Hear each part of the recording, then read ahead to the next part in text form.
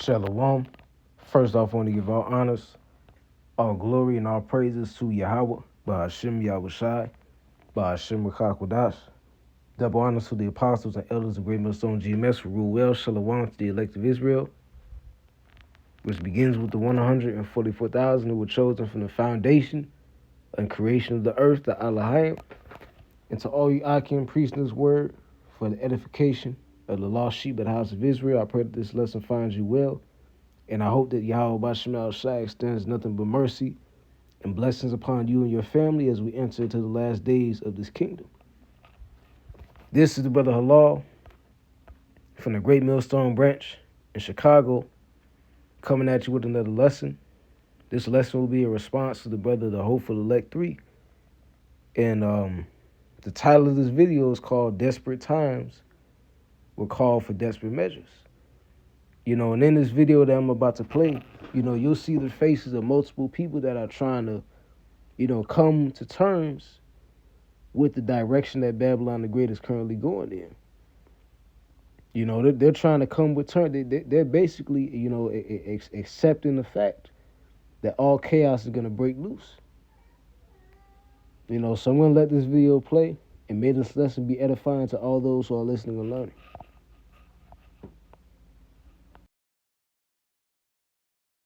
So people talking about the ports, this crisis, right? People talking about the Great Depression, part 2.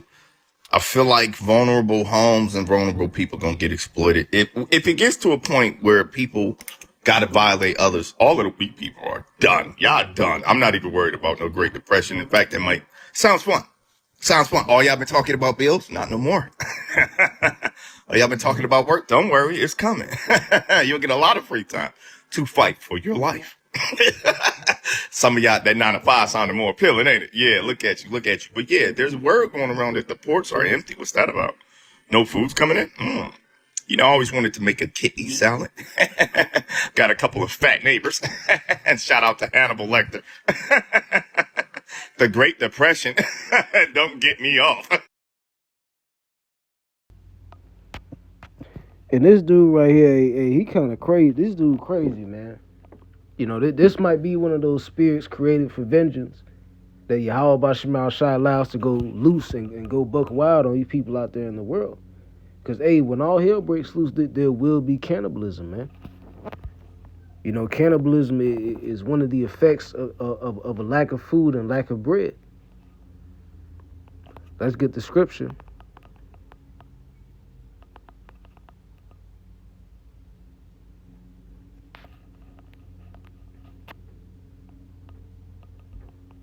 Let's see, I believe it's in Kings.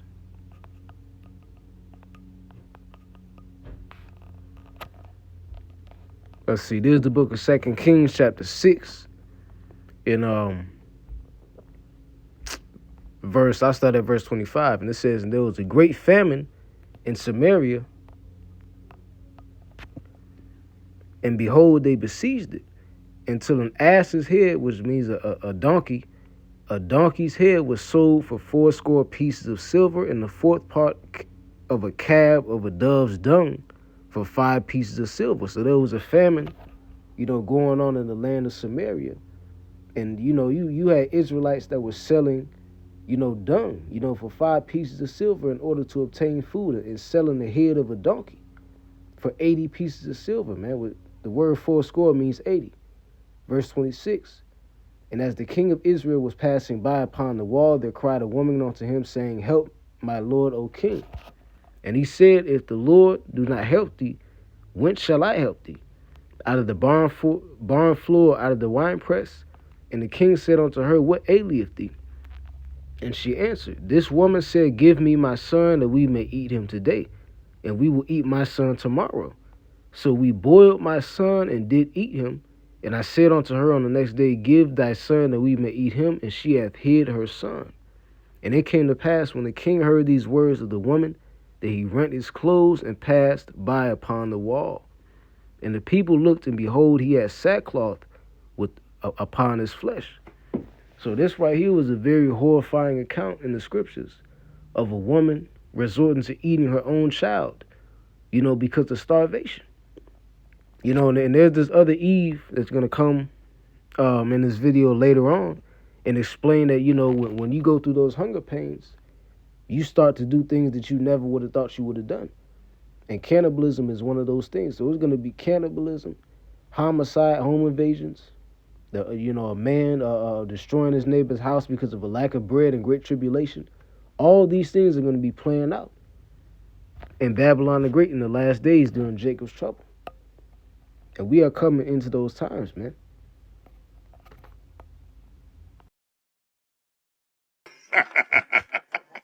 You're going to be greatly depressed. Me, I'm ecstatic. And I'm coming. I'm coming for you. This is survival mode right now. This is the time for you to be surviving. Food, water, things to protect your house and your home. If you don't have none of that, you are screwed. You are done. People are losing their minds.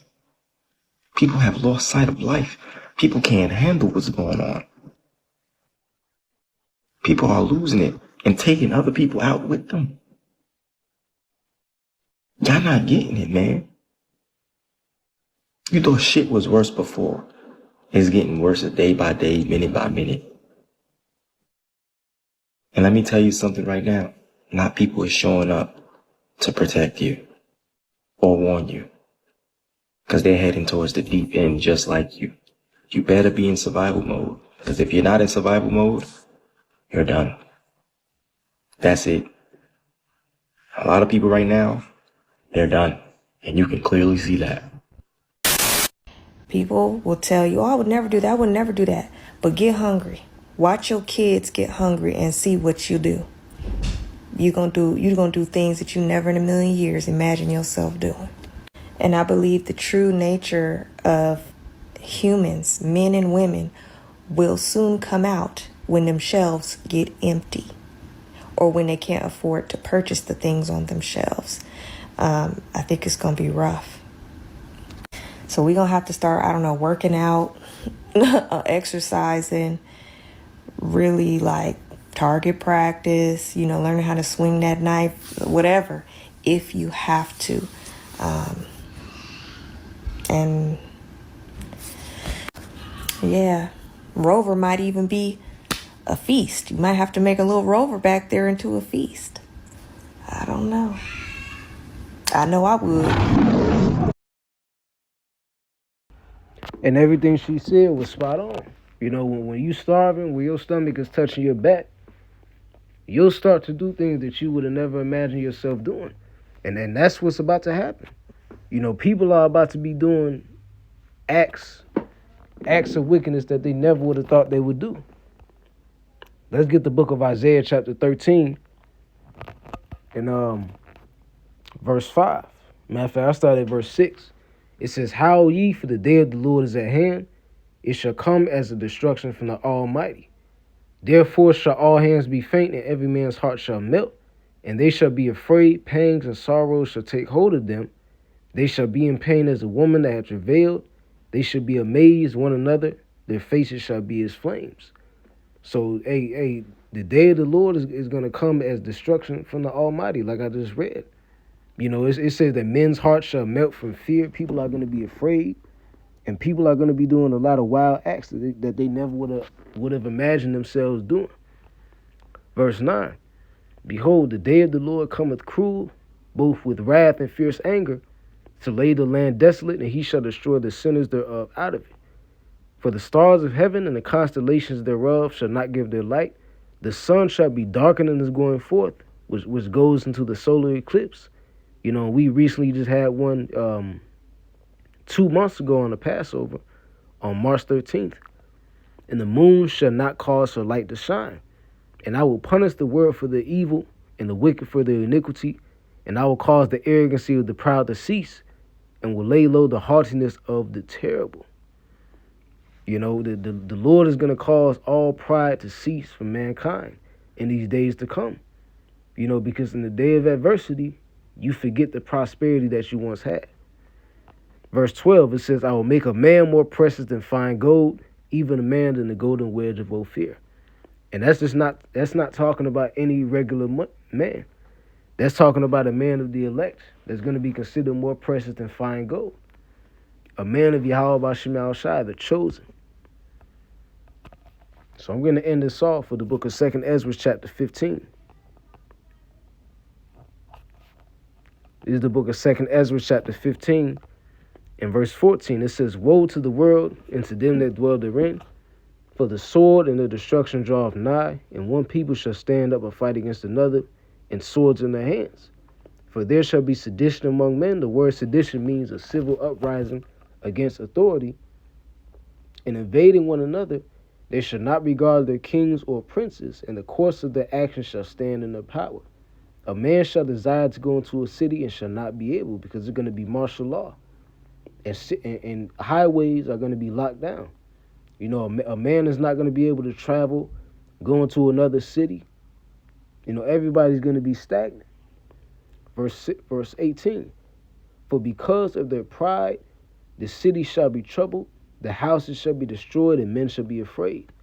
And a man shall have no pity upon his neighbor, but shall destroy their houses with the sword and spoil their goods because of a lack of bread and for great tribulation."